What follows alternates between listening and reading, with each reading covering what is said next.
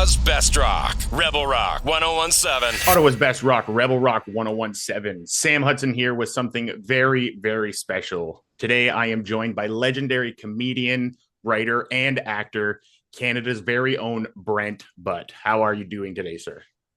I'm good. How are you doing?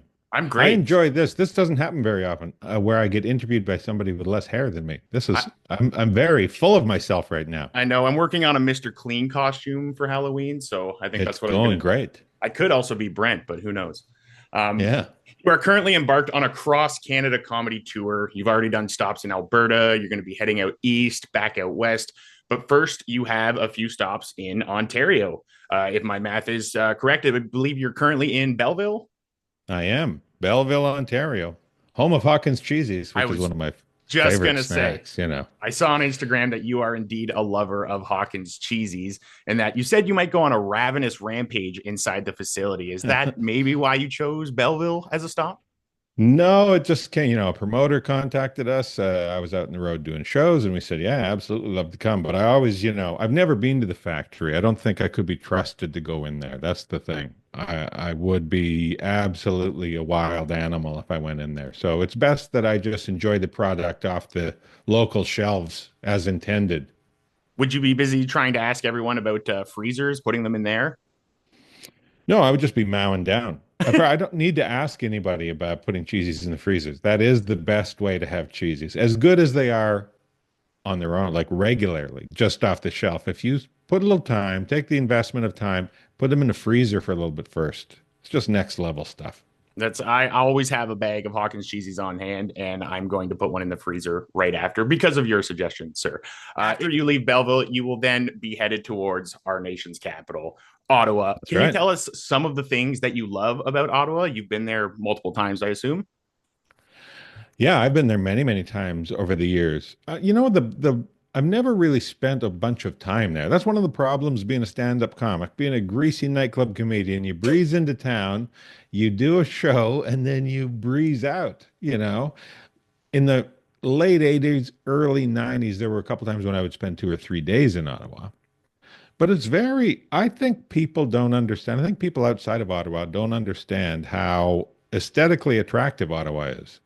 Like it is a beautiful city. I think they see it on TV. They see the Parliament buildings. And they see gray business towers and things like that. But if you get out in the city walking around, it's one of the most aesthetically beautiful cities in the country, I think. I mean, I'm biased, but I absolutely have to agree with that. And then on top of that, add politics into the mix. Oh boy, it's a win-win. We love talking about politics, don't we? Maybe we go over that one. I know it's not the River Dogs, but have you happened to catch an Ottawa Senators game ever? Once I did go one time.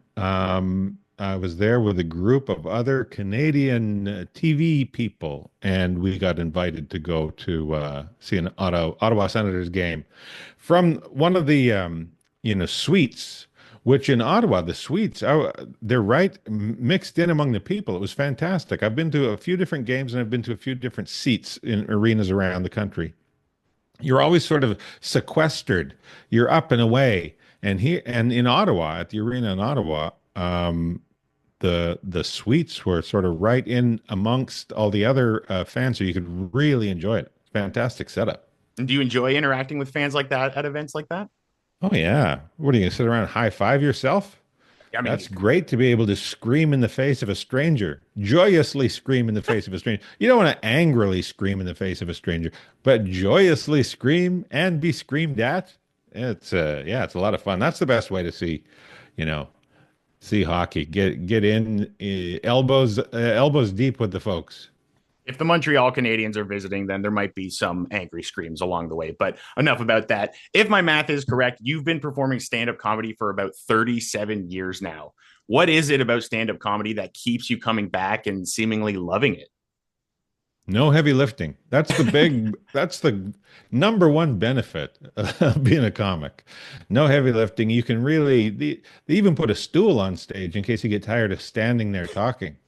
So for a lazy individual, for a physically lazy individual, it's a fantastic way to try and pay the bills, Now, I don't know what it is about stand-up comedy. The first time I saw it, when I was 12 years old. I didn't know prior to that that it was a thing that existed that somebody could do.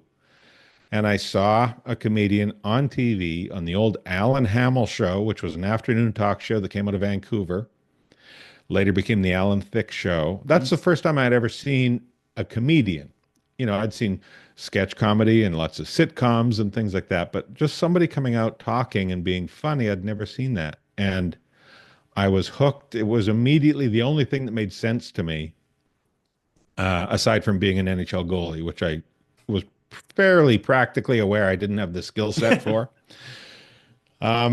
And it became just sort of my life's obsession. My life's pursuit was to do stand-up comedy. I first did it in high school, and as soon as there was a club nearby that, in Saskatoon, which was the closest city that had a club, they had an amateur night. I moved there and started doing amateur night, and it's like I said, it's just sort of the only thing. I feel like if you boil everything away, I'm a stand-up. That's what I do, and everything else that I've been able to participate in is like gravy. It's like wonderful things that I also get to do, but at the core, my bones in a bag, I'm a comic. I'm a stand-up.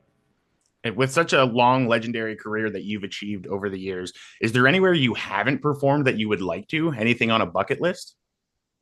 Well, I got to get up to Nunavut now. I used to be able to say that I played every province and territory in the nation, but then when Nunavut got fractured off there and became its own territory, now I got to get up there. I can no longer say every province and territory. I have to say every province and two of the three territories. Small. So now, That's yeah, cool. I got to get up there and do a live show. And it's supposed to be wonderful and beautiful. And I've been, up north. I've been in the Arctic Circle. I just got to get to Nunavut and do a show, and then I can dust my hands off. Then you'll be able to get that credit back. Yeah. I would be remiss if I didn't ask anything about Corner Gas, a very popular show in Canada. But in Ottawa, there is a similar relationship between Ottawa and Gatineau that there is with Dog River and Woolerton. I know Rouleau, Saskatchewan is an inspiration for Dog River, but I would love to know about the origins of how you came up with the name Dog River, because one time I was on a family vacation visiting family in Alberta, and we drove through Milk River, and there was a lot of striking similarities to Dog River. And it was just honestly one of the highlights of that vacation was how similar it was to Dog River. Well, I think subconsciously it sounded right in my head because I remember sitting in a hotel room with a yellow legal pad, which is usually what I do my sort of sketch thinking with.